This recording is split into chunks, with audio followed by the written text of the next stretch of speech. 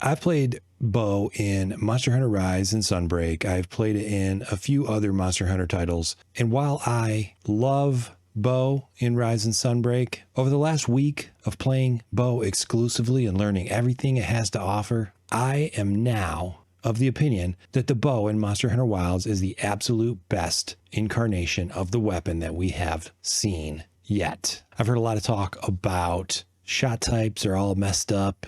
You got all these different shot types on the same bow, and whether it's a rapid or a spread or a pierce depends on which shot you use, and you can't get pierce on your normal shots. You can't have a pierce bow. You can't build a spread bow. You can't build a rapid bow.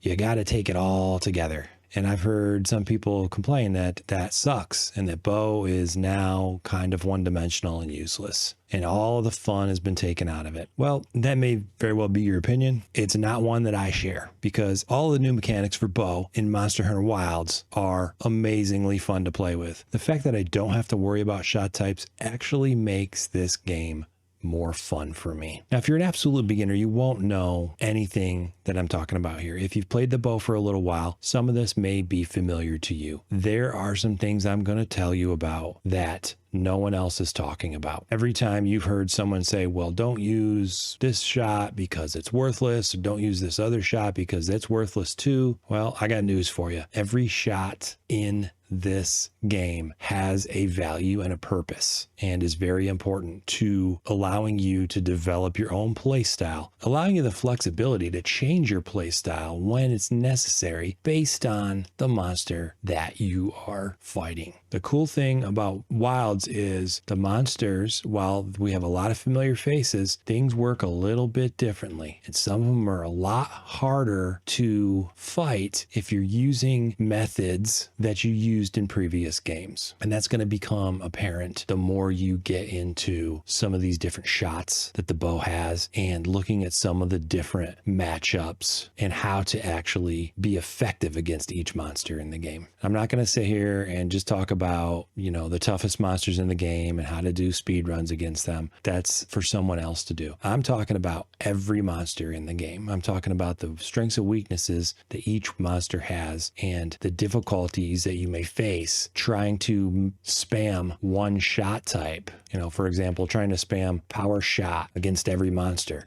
You probably are going to have a bad time if that's your only shot that you do. What I'm getting at is it's important to learn everything your bow has to offer, because you're not going to be successful spamming one combo over and over again against every different monster. It just doesn't work that way. So you're going to have to rely on the versatility of all these different shot types in order to be effective and successful against all the different monsters in the game. So let's get started. We are in the training area and I've got a bow. Now I've got the Synergies bow. It is the insurgent bow, and we've had the insurgent bow ever since we've had Synergies. And I've always wanted to like the insurgent bow, but it's always been just a little lacking in one way or another. Capcom has finally made insurgent bow, in my opinion, the single best bow in the game. And there's a reason why they've done that. And I'm going to show that to you here. Now, a lot of you like to switch bows based on what monster you're going up against. In that case, there is no single best bow in the game. A lot of you like to switch up your bows for fun, for various reasons. And in that case, you probably have a favorite bow of your own.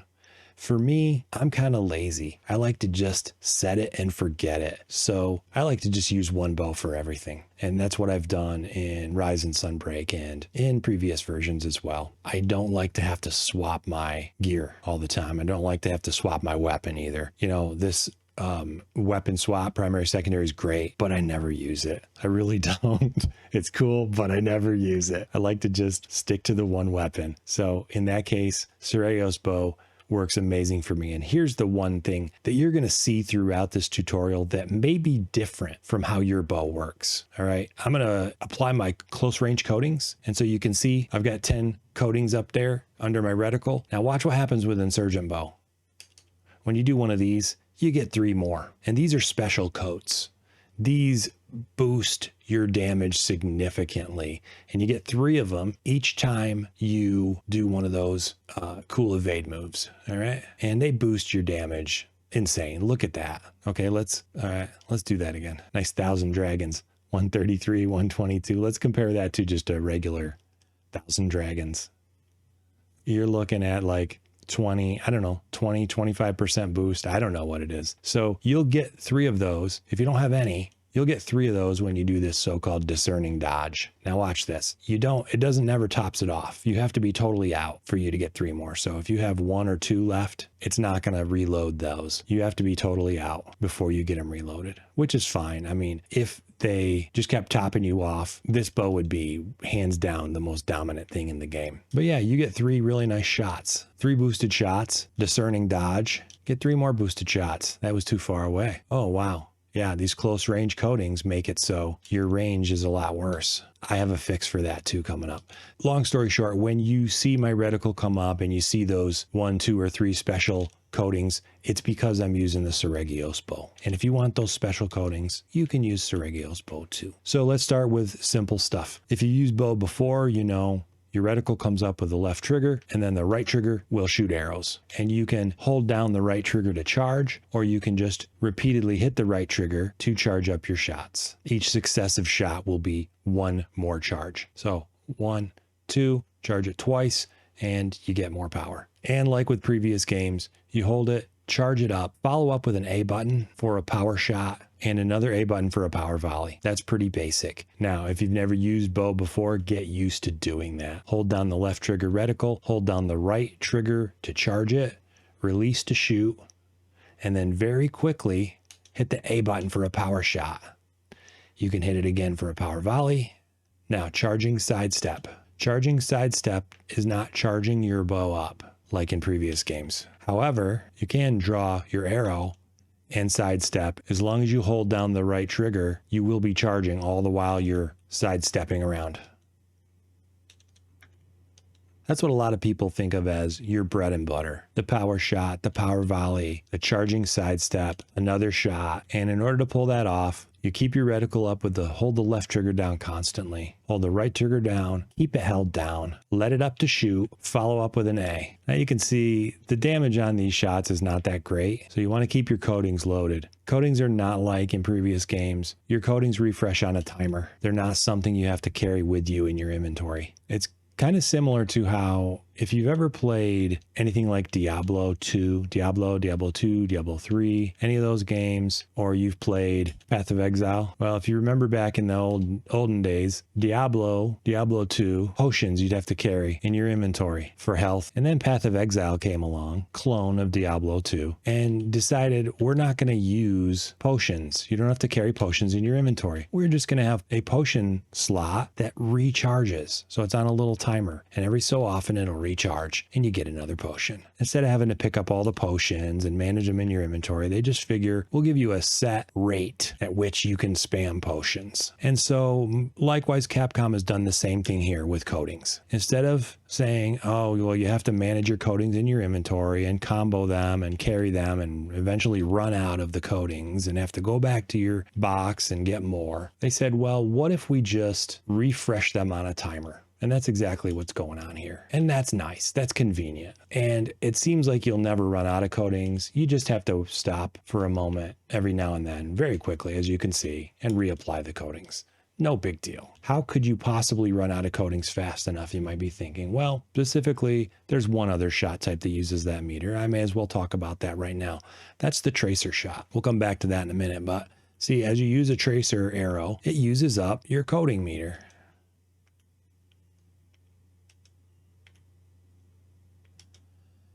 You can only shoot them at a certain rate. You can't sit here and spam tracer arrows. And if you do spam 3 tracer arrows, you won't be able to refresh your coatings until your meter is refreshed. And that's fine because that meter's got really quick refresh, as you can see. I don't think you're going to have any issues running out of coatings. And if you got Synergies bow, you get these 3 bonus ones every time you do that. Every time you do this discerning dodge. So you'll find that extends your coatings quite significantly because those get used up before your regular coatings get used up. All right, now So that's your basic shot. Hold to charge, power shot, power volley if you want it, evade to maintain your charge level, and just keep spamming. Used to call this dash dance and sunbreak.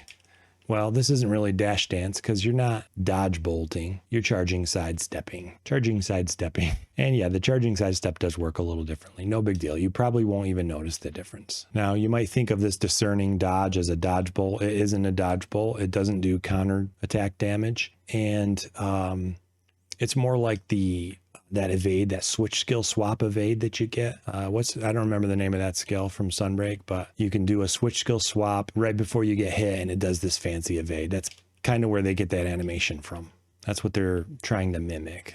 They're trying to carry forward from Sunbreak. Enough of the basic combo. Let's move on to another shot. How about we do this? Let's not hold the reticle down and see what we have available. We have the backhop, that's an evade, and then we have just a standard roll. When you're not holding down the reticle, what shooting options do you have? You can charge. You can aim without the reticle. You can charge your shots. You can do power shots and power volleys. You can even do a dragon piercer, just an XA. Now, why would you want to do this without your reticle? You can't really aim it, can you? But suffice it to say, you can just press the A button and do a quick shot. There's a very good reason for having these shots available without your reticle up. And I'll tell you about that in a minute too. So we have a quick shot, which seems kind of useless on its face. Power shot, power volley. Well, why not just do a charge shot? Power shot, power volley. Quick shot saves what? A couple frames? Well, there's a good reason for this quick shot to exist too. What else can we do without our reticle? Dragon piercer, XA. And then finally, we can do the 1,000 dragons. So that's hold down the right trigger and press XA. So XA alone is going to be a dragon piercer, and then right trigger XA is going to be the 1,000 dragons. I've heard some people say 1,000 dragons is fairly useless. That's not true. That's a great shot. Some people will tell you dragon piercer is fairly useless. Also not true. Both of these are big hits and excellent shots to use. In fact, they're going to be your best shots. What else can you do without your reticle? Well, that's about it. Now, when you press down the left trigger, you're going to access a few more options. The charging sidestep comes up, the focus fire comes up. All right, so that's left trigger RB, as you can see. You can just look up in the top right of the screen and see all this. And you can even reapply your coatings when your reticle's up. You can even do a quick shot when your reticle's up. And you can do the charged shot. And of course, with your reticle up, you can aim things a lot better. Now, you want to do the 1,000 dragons with your reticle? Same thing. Keep your reticle up by holding down the left trigger and use right trigger XA for 1,000 dragons. And then there's the focus fire hailstorm. Now, if you're at all familiar with any weapon in Wilds, you know focus shots are a big part of this game. And this is your focus shot, your focus strike. If you're used to another weapon and you're switching to bow and you're wondering, where's my focus strike? This is it. Hold up your reticle, hold down the right shoulder, and this is your focus strike. What this is going to do is launch an arrow at the wound, and watch what it does. You hold this right trigger down long enough, it'll charge the shot up. Look at that. It shoots multiple arrows at the wound, and then it automatically does a dragon piercer. You don't have to do that dragon piercer, okay? It's going to do it automatically. Watch this again. I'm going to hold down left trigger, hold down right shoulder. You can charge it or not, it doesn't matter. And all I'm going to do is let up on the right trigger. That dragon piercer is automated. It's going to happen. You don't have to push any buttons, all right? That's your focus strike for bow. Now, you don't have to charge it all the way up. Hold down right trigger. A single charge is enough to get your dragon piercer. You can do a little bit less damage, but that's fine. You can get the shot off a lot faster that way. Now, how quickly can we get it off? If I just tap, see that? If I just tap the right shoulder, it's not going to do the full focus strike. It's just going to fire an arrow into the wound. So you have to hold it down until those little triangles appear. Boom. Then you get your arrows to the wound, the follow-up dragon piercer. What's going to happen is you're going to get a stagger, right? You're going to topple the monster because that thing's going to explode on the wound. I'll show you that out in the field in a little more detail. Now, what else comes up when we hold down the right trigger? This is where some of our advanced shots come from. So holding down both triggers will give us the 1,000 dragons, which we've done several times now. And it will also give us access to the arc shot. You guys are familiar with arc shots from previous games. So you just tap A to go into arc shot mode, and then you can move the target around and then just let up on the right trigger when you're ready. And there's your arc shot. It's going to put some explosives into the monster. They're not actually tracers in the sense that your arrows won't track to them, but they will explode. And the other thing is they are tracers for a focus fire shot. So if you don't have a wound open, you can use them to do your hailstorm on the monster. Damage isn't great and you're not going to get any trips, but it's there nonetheless. You're going to hold down both triggers, tap A to put you in arc shot mode, and let up. Let's see how many of these arc shot tracers we can get in there. 4 looks like. And then I'm not going to explode them just yet. I'm going to show you something else you can do. If you have a wound and you have 4 of those arc shot tracers, now go into focus fire with the right shoulder button, and look, I'm going to have arrows come out to hit all of those spots at once, including the wound. Okay, look at that kind of damage. So on its own, you might think arc shot, well, why would I want to do this if I'm not going to get the trip or whatever? Well, first of all, for some monsters, the top of the back is their weak spot, and it's kind of hard to hit. So this will allow you to access that without having to do anything crazy. So if the monster's weak spot's way up there, this is a decent way to access it. Or let's say you need a part break. You need that back broken. Again, a decent way to access that, to break it. You can spam these hailstorms on these, all right?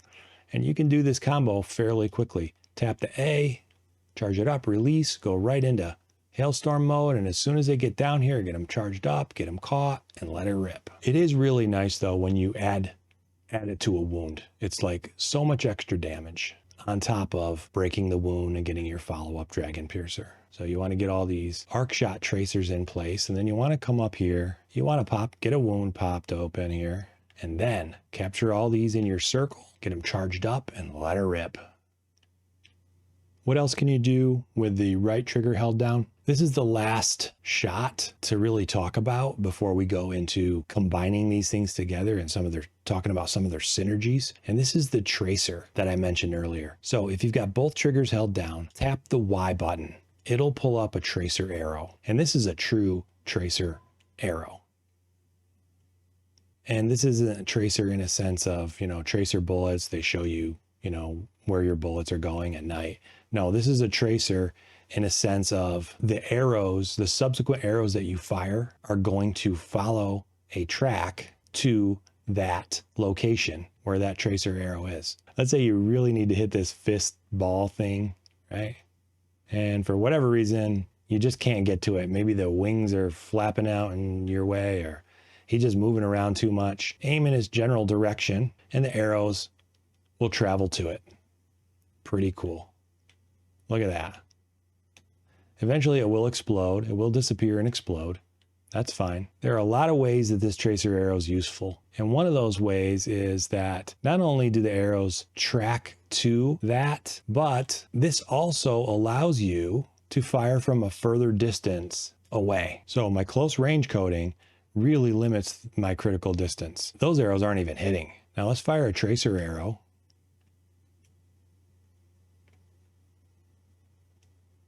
And now the arrows are hitting. Okay? That's what I'm talking about. You don't really notice it so much with no coatings on, but when you're using the close range coding, this is really going to help you. Popping that tracer arrow in, and your reticle does say out of range, but who cares? That's not out of range. I got maximum damage on that thing, didn't I? Here's another way the tracer arrow is very useful. Let's pop a tracer arrow in this. And remember 1,000 Dragons, how it has such a terrible range? Look how far back I am.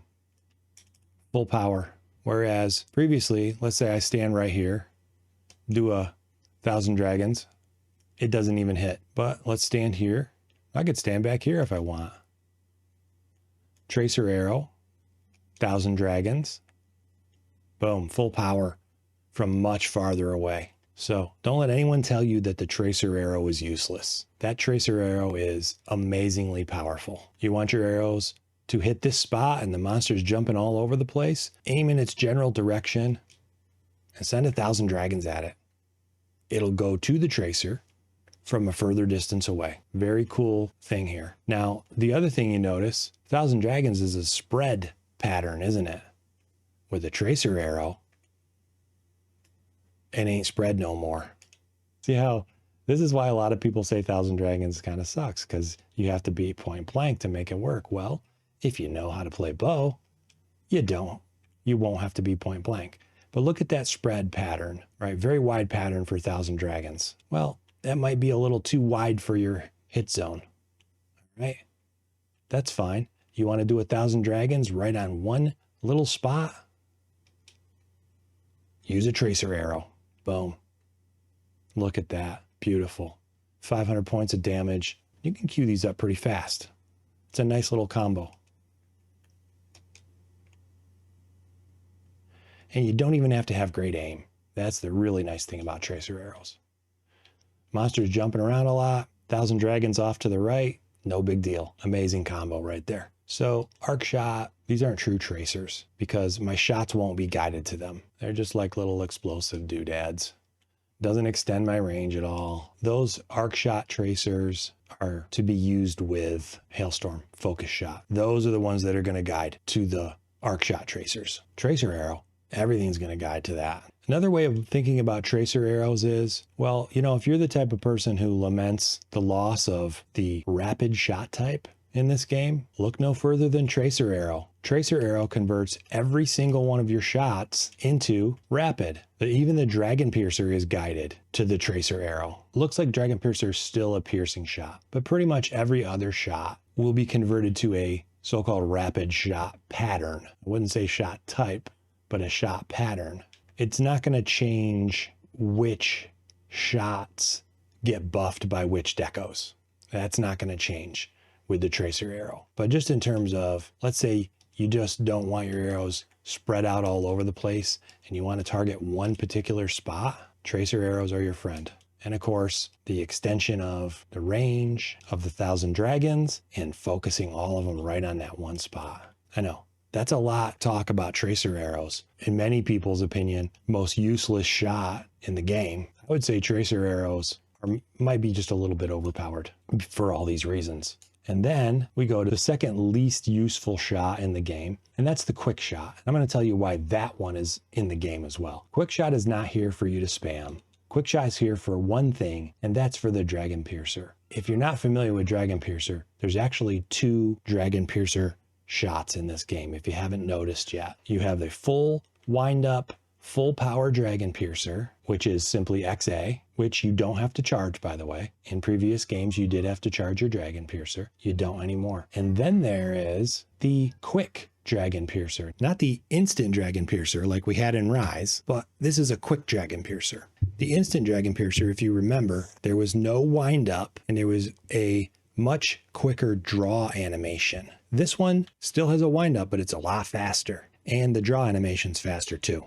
There's the full dragon piercer. And here is the quick dragon piercer. You can chain into a quick dragon piercer after pretty much any shot. You can even chain multiple quick dragon piercers together. See that? You can come right out of one and right into another. Now, charging sidestep, that's going to do a full. What you're going to have to do to chain into a dragon piercer out of a charging sidestep is to actually fire a shot. Okay, like that. Now, if there's a quick dragon piercer and a regular dragon piercer or a full dragon piercer, why would you ever use the full dragon piercer? Well, that's because there's a major difference between these two. The quick dragon piercer is quicker, but it's also less damage. So if you want the full power of the dragon piercer, just go straight into a dragon piercer. Takes a little bit longer, but it's more power. Now don't be fooled. It's not instant. It's not full power. The instant Dragon Piercer in Rise had no wind-up animation, and it automatically charged it. You do the instant Dragon Piercer in Rise off a dodge bolt. You can't do an instant Dragon Piercer off a discerning dodge, as you can see here.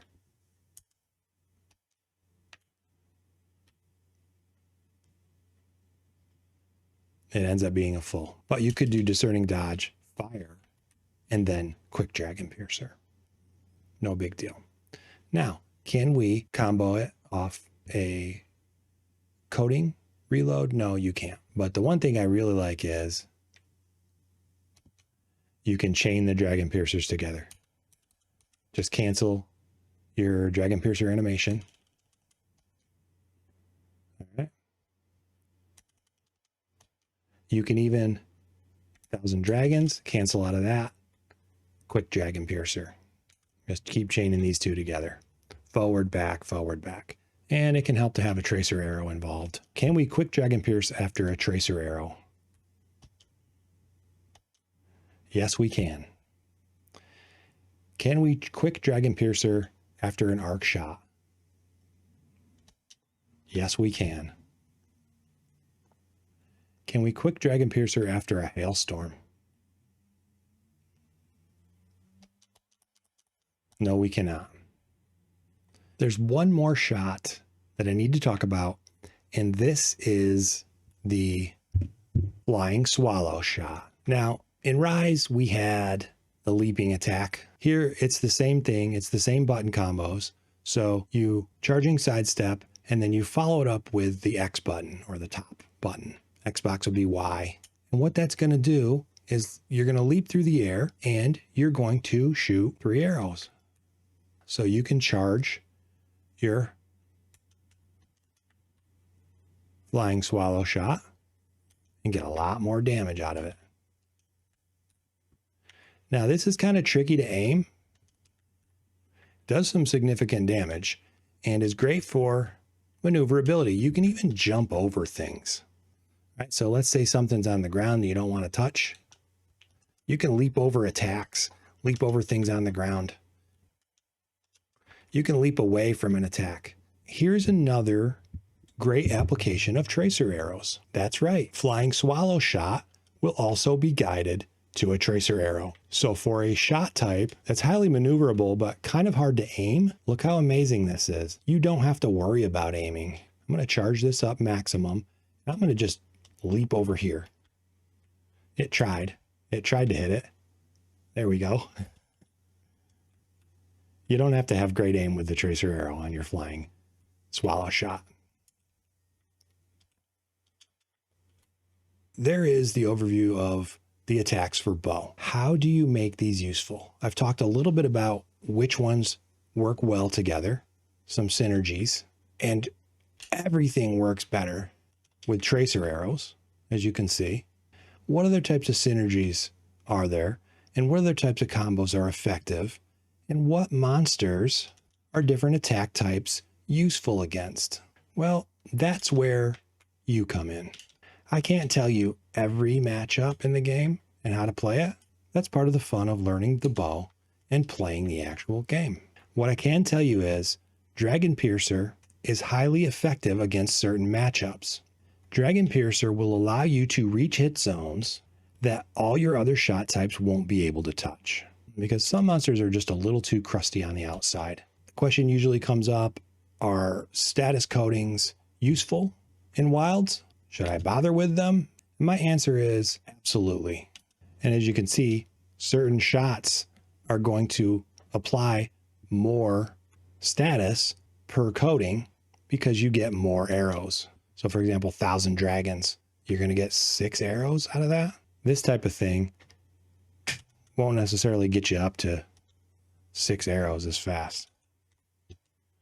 But if you're fully charged, it might not make that much of a difference. So if you like sleep, if you like para, bow definitely helps out quite a bit when applying those statuses. The last thing I can talk about before we go out in the field is what shots can be canceled out of and what can chain into other shots. And this is something that you should experiment with on your own. But I will tell you this, A lot of shots that you might think aren't cancelable are actually cancelable. Like Dragon Piercer used to not be able to cancel out of that, right? Remember that back in the day? Dragon Piercer has massive recoil, but you can cancel the end of its animation. You can see the Quick Dragon Piercer has less end recoil, so it's easier to cancel out of that one. It's a quicker cancel out of that. And one other thing that I want you to pay special attention to is if you can't cancel out of it with another attack, like this. For example, 1,000 Dragons. I can't cancel out of that end animation with another attack, but I can cancel out with an evade. So pay special attention to which attacks you need to evade to cancel out of and which can cancel with simply doing another attack. The two big ones of note are the Dragon Piercer, the Quick Dragon Piercer, and the 1,000 Dragons. You're going to want to evade cancel out of those. However, you will also notice that focus fire mode, so left trigger plus right button, will cancel your 1,000 Dragons. See that? It'll cancel your 1,000 Dragons animation. You can spam it just to cancel the animation if you like, or you can evade. Let's say you didn't want to move, you wanted to maintain your position and cancel the 1,000 Dragons. Fine. So maybe you want to spam 1,000 Dragons from one spot. Well, you still have to move forward to get your position back. So 3 ways to cancel. Not every attack can be canceled in 3 different ways, but experiment with it and find out which way works best for you for the shot types you choose. You can cancel with an evade. Some attacks allow you to cancel with another attack. And some attacks can also be canceled with the Hailstorm focus fire. Backhop is still in effect. And yes, you can activate Adrenaline Rush from a backhop, which we just did a second ago. You're not going to trigger your discerning dodge with a backhop. You need to be in reticle mode for that to work. And if you're in reticle mode and you simply press the B button, you're going to discerning dodge forward. And this actually is a nice little combo if you like. Stand still, press B, you're in range now, 1,000 Dragons.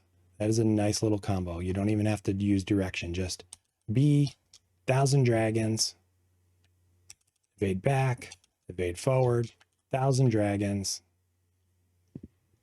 Nice moves. Now, I've spent a lot more time talking about the shots that most people are ignoring and the shots that tutorials are ignoring or just outright telling you not to use. The reason I spent a lot of time talking about those is because they have far more value than what some people think. And so don't discount them just because your favorite speedrunner told you that it was not worth using. You can find your own style. I'm going to be honest with you. You're going to have to find many different styles depending on the matchup. And that's why it's important to learn and be very comfortable with and fluent with all of the different shots that your bow has available. Everything has a purpose, even the quick shot. And that's the purpose right there, to get into a quick Dragon Piercer without moving. Could you do it like this? Yes, you could do it like that. You could do it without a reticle and still be highly targeted because you're using a tracer arrow. Let's say you don't have a good angle on your monster. Tracer arrow will give you that angle. Watch this. Let's say I want a Dragon Piercer through the side, but I'm not facing it sideways. Well, use a tracer arrow to go around the corner. Now you're piercing it sideways rather than straight on. Pretty cool. So what I'm going to do is, in part 2 of this series, I'm going to go out in the field and show you some of these matchups and show you what shot types I find are more effective against certain monsters than others, rather than the standard charging sidestep power shot spam. If you're running a script, charging sidestep power shot's great. Most of us don't use a script when we play, so that's why we have all these other tools. So we can still be highly effective, single player, multiplayer, whatever the situation. We're still outputting excellent DPS in all scenarios. And for me, I'm outputting excellent DPS with a single bow across all monsters. That's it for part 1. I will see you in the field. Maybe go out and practice a little bit on your own against the different monsters and see how your shot selection necessarily changes from one to the other. And then we'll meet back here in part 2 and compare notes. That's all I got for you today. Like the video, subscribe to the channel, and keep coming back for more.